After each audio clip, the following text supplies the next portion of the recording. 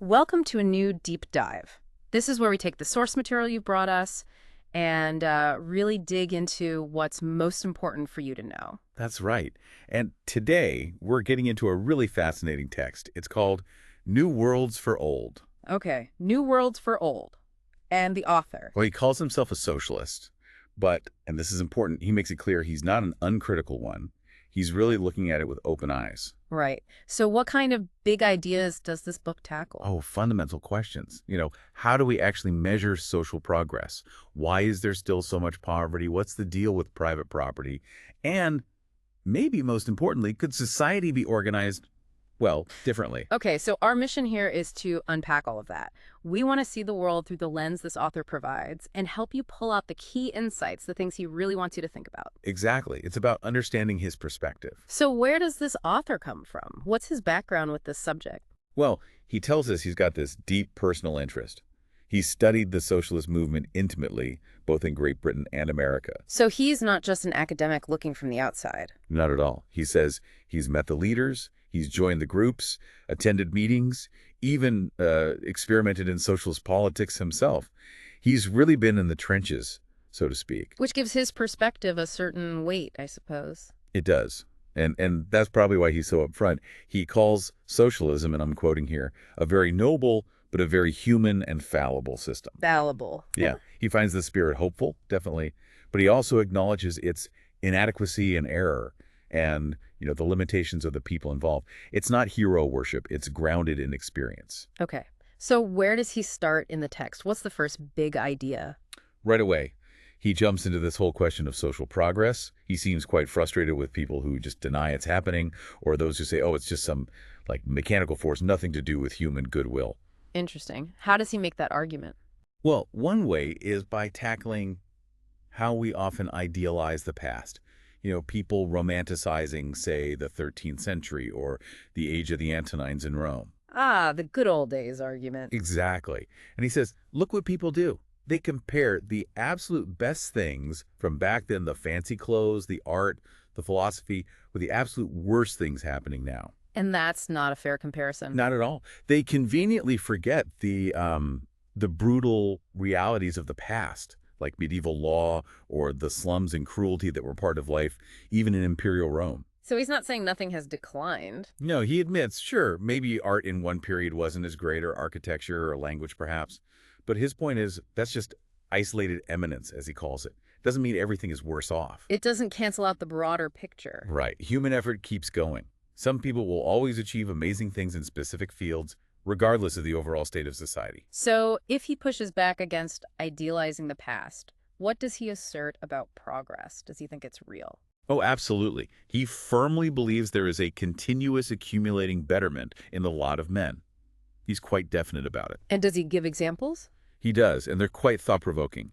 He points to what he sees as a steady decline in thoughtless and instinctive cruelty. How does he illustrate that? He uses this striking image.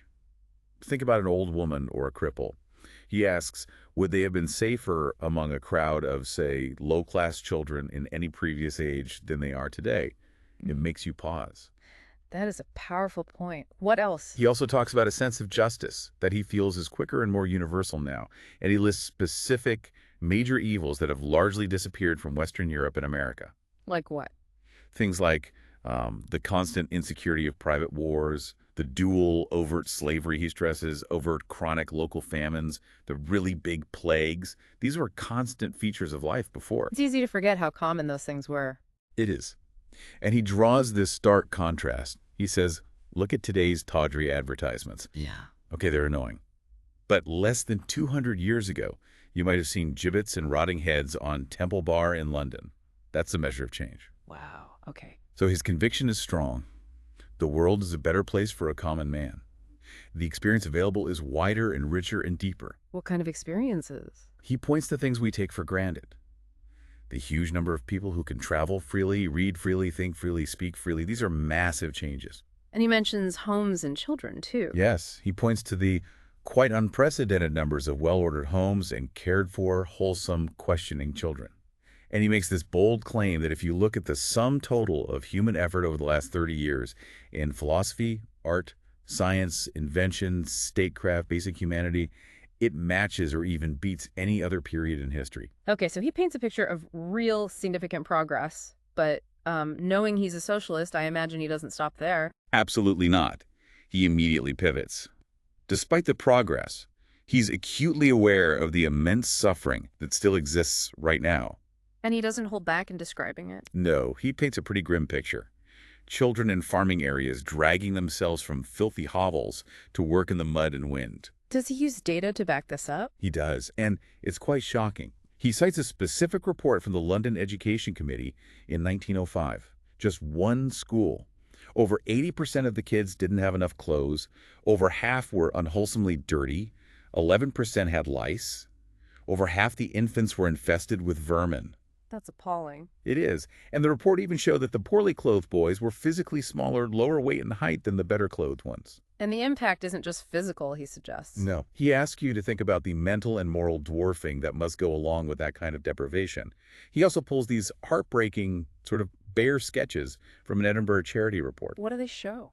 Just bleak situations. Families with fathers who've deserted, drinking problems, chronic illness, kids dying young, terrible overcrowding, like 6, even 9 people crammed into 2 or 3 rooms, filth, disease, lice, sores, deformities, not enough food, kids skipping school, constant reliance on charity or the police. It sounds relentless. And he notes the child mortality rate. In just one small sample they looked at, 14 out of 52 children had died. It's brutal. But he still maintains this isn't necessarily worse than the past. Right, he repeats that point. This age isn't uniquely evil. Misery like this existed before, probably even more widespread. But that doesn't lessen the fact that the suffering is real, it's happening now, and it's undeniable. So faced with this suffering, especially the children's suffering, where does he place the blame? What's the root cause, according to him? Well, he asked that exact question. What's the general principle of failure here? And his first conclusion is, okay, the parent hasn't quite managed the job of raising a civilized citizen. But is it just the parent's fault? No, and this is crucial. He immediately adds that the demand placed on the parent is simply too high, both materially and morally. This system is asking too much. Okay, so it's a systemic issue, not just individual failings. That's his argument. And seeing it that way, he says there are only 2 options. Either you lower the standards for the child, basically give up on them, which he, as a socialist, finds barbaric, or society has to step in and supplement what parents are doing. Help parents out. Exactly. And he makes the interesting point that this idea of supplementing parental effort actually fits the trend the last 100 years or so. Society has been moving away from that old idea where parents had total control, almost absolute authority, short of murder, with no community concern. Right, away from a time when parents could starve or exploit kids without intervention, and even good parents got no support. Precisely. So intervening or supporting isn't some radical new idea. It's kind of where things have been heading anyway. Okay, so the state needs to supplement parental effort, especially for the most vulnerable. But does his argument stop there? No, he actually thinks the case for the state acting as an overparent, his term, and providing financial support is even stronger for the majority of parents who aren't failing, who are doing their best. You mean like the middle-class families? Yeah, exactly. Those families are earning maybe 200 to 400 pounds a year back then. Yeah. The ones who are working hard, denying themselves things, really striving to raise their children well. What's his point about them? His insight is that the state is essentially trading upon their instincts. It's relying on their natural love and sense of duty towards their children to get this massive social service, raising the next generation, done for basically nothing. That's a provocative way to put it. It is. And unlike the very poor, these families often don't have access to public assistance or charity. They're left completely exposed if things go wrong, if someone loses their job, has bad luck, or if the main earner dies without insurance. And their own efforts to save or insure themselves. He argues their private insurance options are expensive and often insecure. Savings put into things like friendly societies, those mutual aid groups he thinks are questionable in their stability. And investments. Often made in ignorance, he claims, and easily eaten up by ruthless financiers. He really criticizes the state here, saying it fails to protect these small savers and deliberately avoids competing with private financial companies. He makes a really strong claim about big business being built on lost savings. Yeah, he says half the big businesses in the world have been made from the lost savings of the small investor. He points to the example of Consul's British government bonds, supposed to be safe, falling sharply, wiping out savings. He bluntly says the thrifty poor are systematically robbed of their savings under the current system. Okay, so this immense pressure on the middle class, what's the consequence, according to the author? He sees a direct result, what he calls a strike against parentage. A strike against parentage, meaning fewer children. Exactly. He observes that in this middle class, the spirit for having children is diminishing. Families are getting smaller, more couples are choosing to have no children at all. And he sees that as a major problem for society. Yes, he calls it more disastrous for the state's future than even the squalor at the bottom, because it's a decline in the very engine of social continuation among a really vital group. So this fuels the socialist argument for supporting parents. Absolutely. He says socialists insist that providing endowments and help for these parents is essential if the nation is going to thrive. He finds it, frankly, beyond sanity that raising children is left as this struggling private burden in a world that has, quote, limitless resources and unparalleled luxury, like funding massive battleships while families struggle. So the core socialist idea here is collective responsibility. That's it. The community as a whole is responsible for every child's welfare. And the state doesn't just have the right, it has the duty to get involved, to direct, inquire, and intervene to make sure kids are okay. To really drive home this point about private ownership being a problem, you mentioned he uses a story. Yeah, it's a great little thought experiment. He calls it the free booting expedition. Imagine, he says, you just want to organize a group to make boots for people who desperately need them. Simple goal, right? Seems straightforward enough. What happens? Well, first you need leather. So you head off to South America, let's say. But boom, an owner pops up, claims the cattle, the leather, the land as his private property. And he's not giving it away. He demands payment and wants to squeeze every possible penny of profit out of you. Okay, hurdle number one, then transport. Same story. Owners of railways, owners of ships, they all appear demanding their profit, also trying to make every possible penny. And he makes this pointed remark about where that profit goes, often to shareholders totally disconnected from the work. Old ladies at Torquay, spendthrifts in Paris, well-booted gentlemen in London clubs. Okay, so the costs are piling up before you've even made anything. Right. Then you need land for a factory. Guess what? A ground owner wants rent. Your workers need somewhere to live. They have to pay rent because every inch of the country is somebody's property.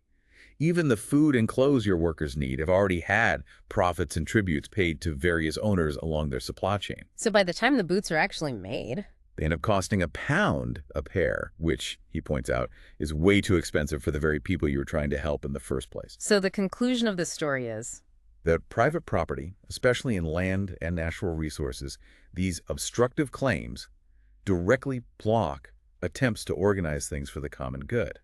The owners, he says, act like parasites or leeches on the whole enterprise. They take a lot, give nothing back in this specific interaction, and this is the real cause of all such miseries, like people lacking basic things like decent boots. It's a powerful analogy. Does he give other examples of this inefficiency? He briefly mentions milk distribution.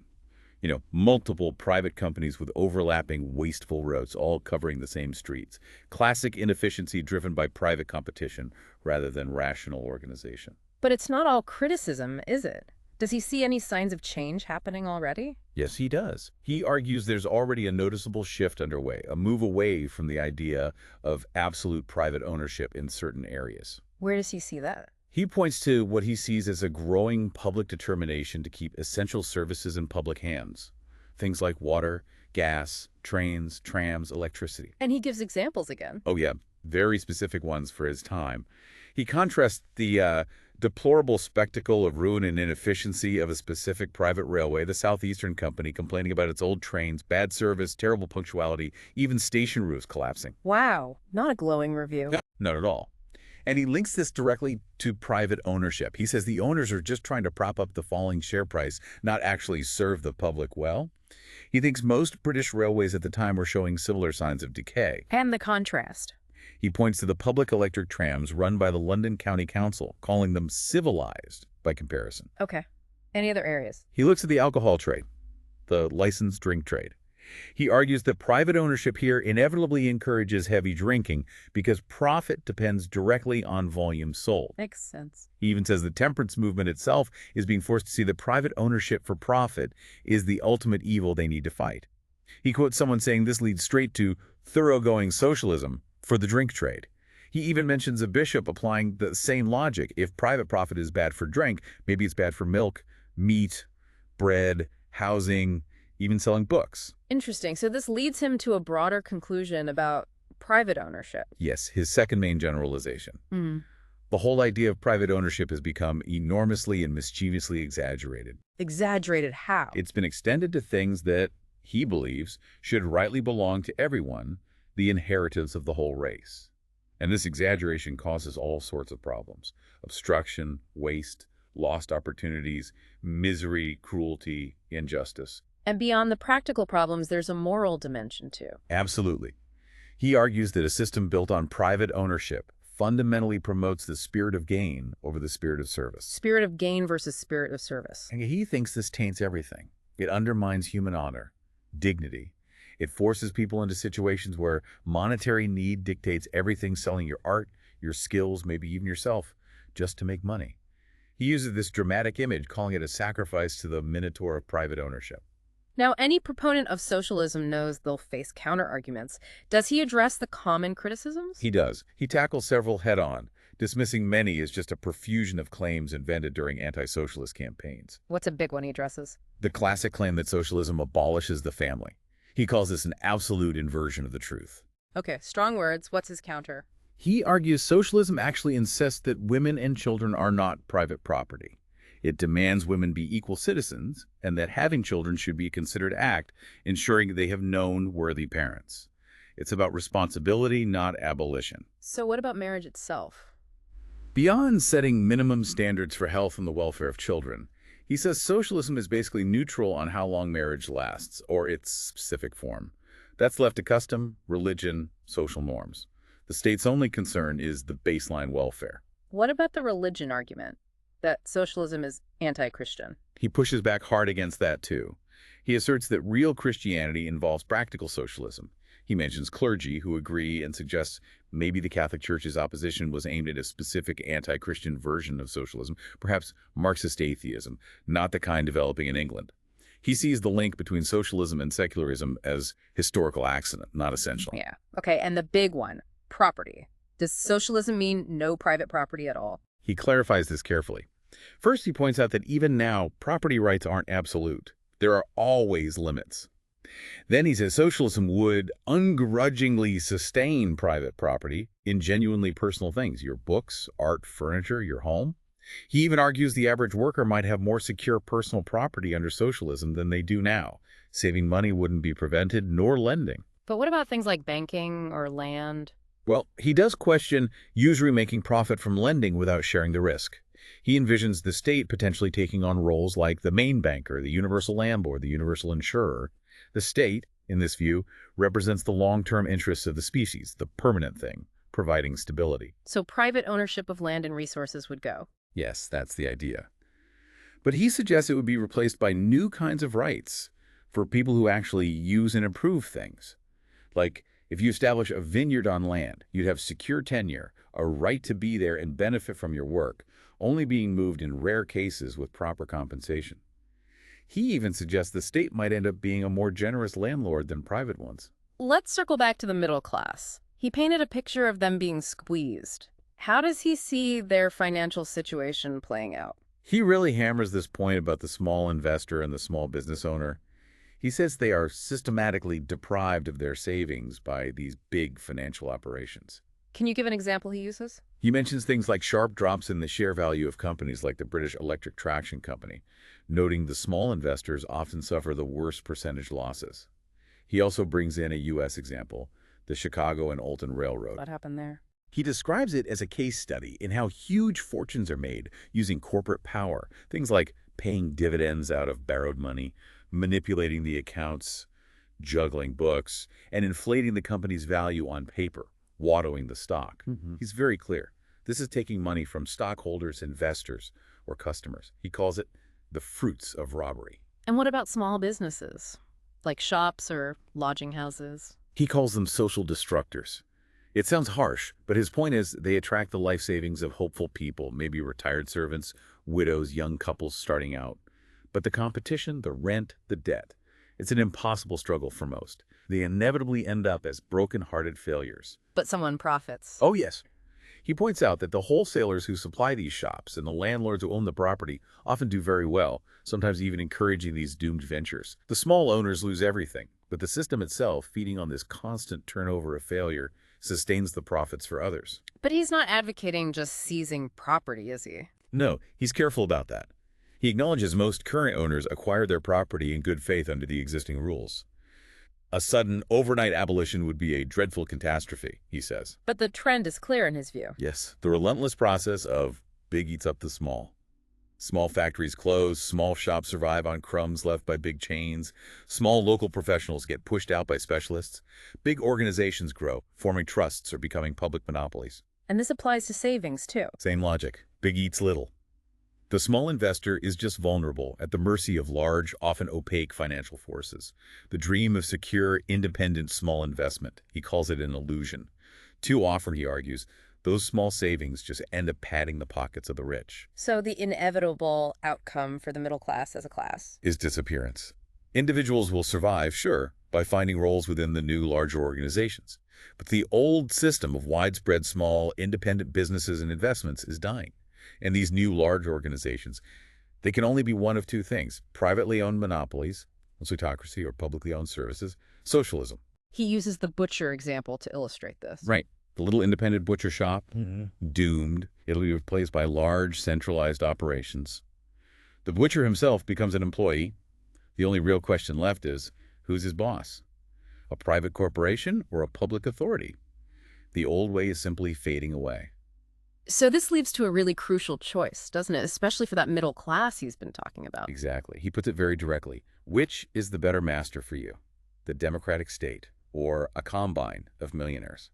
And, maybe more importantly, which system provides a better atmosphere for your children to grow up in? A plutocracy or a socialism? Does he sketch out what that plutocratic future might look like? He does, and he references other thinkers like Peacock and Malik. He paints this picture. The majority of people are organized into efficient, industrious, and productive congestion. Basically, workers pack together. And the minority. A wealthy, leisured elite. Spacious homes, culture, travel, power, symbolized by their motor cars, aeroplanes, yachts. They might patronize arts and literature, but it's a sort of mellowed, non-threatening kind. What happens to the middle class in this scenario? They become the managers, the administrators, the servants catering to the elite. The masses below are kept fed relatively cheaply by the big trusts, their lives managed, perhaps their spiritual needs met by established, endowed churches, their physical suffering eased by charity, maybe some entertainment, crumbs of sport thrown their way. Is there any hope for advancement? Limited hope. A bright young person might rise by catching the eye of someone powerful, or perhaps through approved forms of art or literature. Right. And he adds, somewhat cynically perhaps, that pretty girls and clever women might find romantic possibilities within that structure. And the alternative, socialism. He presents that as a completely fresh start. But, and this is key, it requires a huge, sustained moral and intellectual effort. It won't just happen. Without that effort, he believes, plutocracy is the default path. He doesn't think the working class alone can bring about socialism. Their undirected efforts might just lead to some kind of authoritarian rule. But he sees potential in his current time. Yes, he thinks his era is unique because literacy is widespread. The whole population reads, discusses ideas. This creates an unprecedented situation, especially for the educated middle class. Will they just stand by? Will they actively resist change? Or, he hopes, will they become intelligent, informed, and decisive in choosing the path forward between plutocracy and socialism? Okay, so he sees socialism not as a fixed ideology, but as something still being built. Exactly. He's very clear. It's not a finished doctrine. It's developing. There are huge tasks ahead, problems only half solved, some barely even touched yet. But he finds that exciting. Yes, he calls it an inspiring creative scheme, something that lives and grows, not a rigid dogma set in stone. Does he see signs of it becoming more practical, more political? He does. He mentions recent election victories by socialist candidates like Grayson and Curran in Britain, seeing it as proof that socialism is moving into the realm of real-world politics, which is significant given that the working class formed the majority of voters. So what are the practical steps he envisions? What does administrative socialism look like on the ground? He outlines several areas, things like systematic expropriation, not violent seizure, but using tools like inheritance taxes, death duties, and input taxes to fund public services, building up efficient, scientifically organized government machinery And expanding public services. massively. Education at all levels, public funding for research, museums, libraries, systems for properly honoring intellectual and artistic achievement. What about social welfare? Big focus there.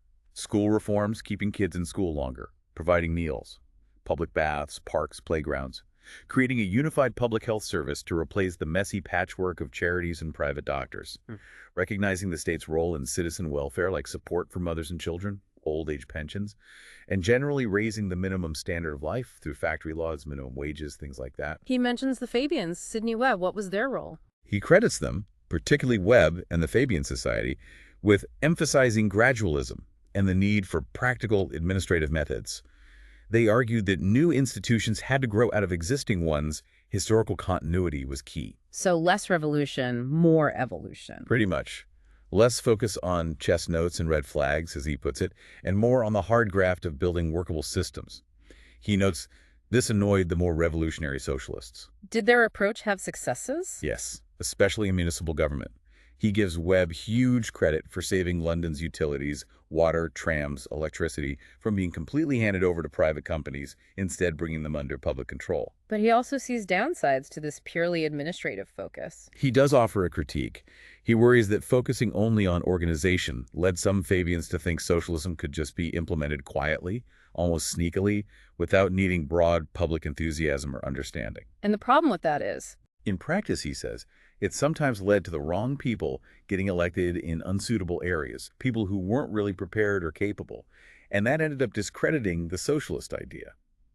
He rather bluntly says the common borough council socialist is too often a lamentable misrepresentative of the socialist idea. ouch. And this ties into his own idea about administrative areas. Yes, that seems to be his unique contribution. His insight is that how effective any governing body is depends hugely on whether its geographical area and the population it represents actually makes sense as a unit. You can't just impose the same structure everywhere.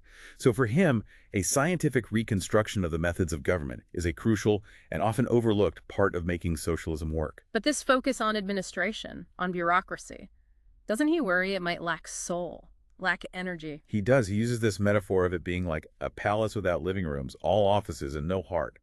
He admits this administrative socialism might be achievable, but it's perhaps less inspiring than the grander, if sometimes vaguer, dreams of revolution. It lacks a motor, he says. So what is the motor? What provides the energy? The collective mind. That's his term for the emerging public consciousness and will. Where does he see evidence of this collective mind forming? He sees it in various movements happening around him. The growing demand for public scientific research, the resistance to private companies controlling public roads and traffic, the push for compulsory arbitration to settle strikes, the increasing focus on public health and sanitation, even the concern over falling birth rates, which was leading to discussions about public responsibility for child welfare. So these aren't explicitly socialist movements, but they point in that direction. That's his argument. They all coalesce, he thinks, in a growing spirit of construction, a desire to organize things better, more rationally, for the common good. And this points towards a broader, more generous understanding of socialism than just bureaucracy. Who does he think this constructive vision appeals to?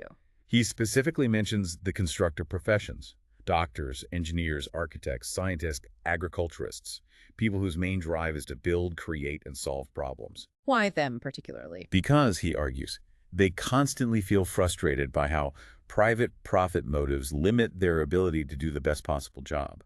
They know better cities could be built, better health outcomes achieved, better systems designed, but they're blocked. They might have been put off by earlier images of socialism. Right. Maybe images of mob rule or rigid, stifling bureaucracy. But he argues those aren't the only options. The real principle for a socialist society, he says, isn't mob rule or bureaucracy, but this constructive, enterprising collective mind. A mind focused on service, not gain. Exactly. Private gain just won't motivate society to tackle huge tasks like universal sanitation or scrapping outdated infrastructure. But professionals know these things are possible. Their dreams are held back by the current disorganization, the focus on individual gain, the narrowness, the ignorance fostered by the existing system. Okay, so beyond the critique and the principles, does he try to paint a picture of what everyday life might actually be like under the kind of socialism he envisions? He does spend some time on this, moving towards a more positive vision. Where does he start? Interestingly, he thinks about the mental organs of society, how ideas spread. Books, newspapers, public speaking, education. He admits socialists haven't focused much on this, but argues they need a science of collective psychology. How does public opinion actually form? How does it translate into collective will, especially through potentially biased media or flawed voting systems? That seems quite forward-thinking. What's his practical suggestion? He suggests the public postal service could take on distributing books and newspapers cheaply. Basically, become a national bookseller and newsagent, like he says they had in France. Why is that important? His insight is that this could prevent private monopolies like big chain stores or news trusts. He mentions specific examples like Smith Moody in the UK or US News Trust, from controlling or censoring the flow of information for profit. But isn't there a risk of state censorship if the government controls distribution? He acknowledges that risk if you had just one single state publisher. His solution: decentralization.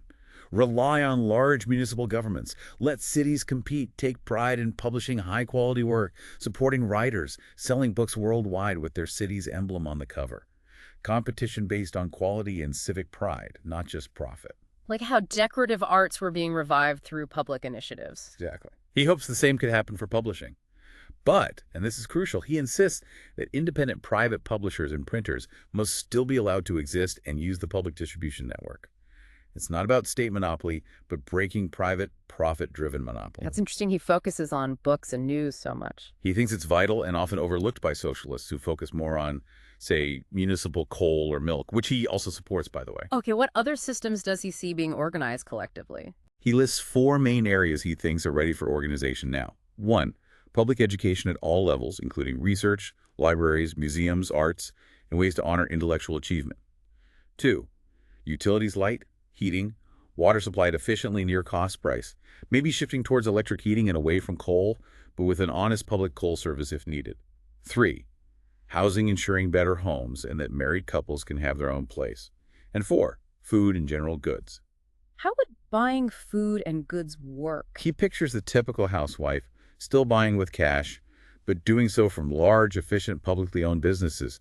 Think of a big chain like Lipton's back then. They're run by the municipality or the state. What would be the advantages? Guaranteed quality and honesty. No short measures. Scientific oversight ensuring purity. If you have a complaint, you go to public officials or the council. Brands would be guaranteed by cities or counties, competing fiercely on quality and origin. Goods would be produced with pride, by workers treated fairly. Unsweated labor. What about things where personal taste is key, like fashion? He suggests private enterprise could still thrive there. Maybe things like hats or dresses are made by individual artisans who charge a fee for their skill and design, rather than operating on a traditional retail profit margin. Books and art could also be sold on commission, whether produced publicly or privately. And what about the role of women in this vision? He sees socialism as bringing genuine freedom for women. Financial independence is key, maybe through things like a maternity allowance for mothers, ensuring they have their own income. Social organization would release them from much of the household drudgery, and fundamentally they'd be full citizens, equal to men in law, politics, and life, with complete control over their own movements and decisions. He sees this as flowing directly from the denial of any concept of property in human beings. And for workers in general, what about job security? He envisions organized industries offering permanent employment. Economic planning would aim to avoid booms and busts, reducing intermittent work. Workers wouldn't just be hired and fired casually. If technology eliminates jobs, the workers wouldn't be thrown out. They'd be sent to technical schools for retraining, supported by the state. The goal is that even the least capable person would be better off, making life tolerable even for the poorest. Okay, so as he brings his arguments together, he returns to the middle class again. Yes, he directly challenges that common idea that the middle class, being supposedly focused on self-interest and maintaining their comfortable position, will just automatically oppose socialism.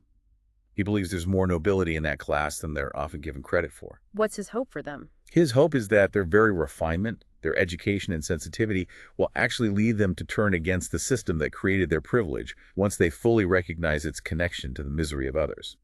He suggests that when seen in that light, their own magnificence can look a little vulgar. A powerful call to conscience. It is. And it leads him to his final definition, the essence of socialism as he sees it. It's about the community taking back control of property that isn't justly and obviously personal.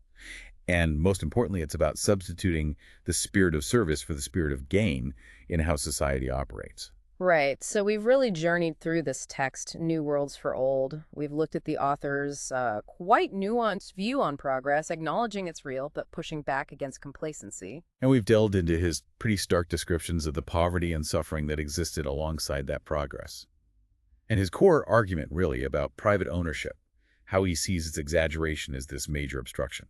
Yeah, driving that spirit of gain and causing waste and misery, as he puts it. Then we saw his vision for an alternative, a collectively organized future, public services, goods provided with honesty and quality, all driven by that spirit of service. We also touched on socialism as a developing idea, not a finished product. The challenges like bureaucracy, his idea of effective administrative areas, and the need for that driving force, the collective mind. And finally, that choice he lays out, especially for the middle class, the drift towards plutocracy versus the conscious, sustained effort needed for socialism. It's been fascinating to see how this thinker, over a century ago, was wrestling with these huge social and economic questions, problems, and, well, potential solutions that still feel relevant somehow. They really do. His analysis raises questions we're arguably still grappling with today. Absolutely. So here's something to leave you, our listeners, with, drawing directly from the text we've explored today. If the spirit of service is often stifled or pushed aside by the spirit of gain, as this author argues, what are some of the everyday ways, big or small, that you see this tension playing out in the world around us right now?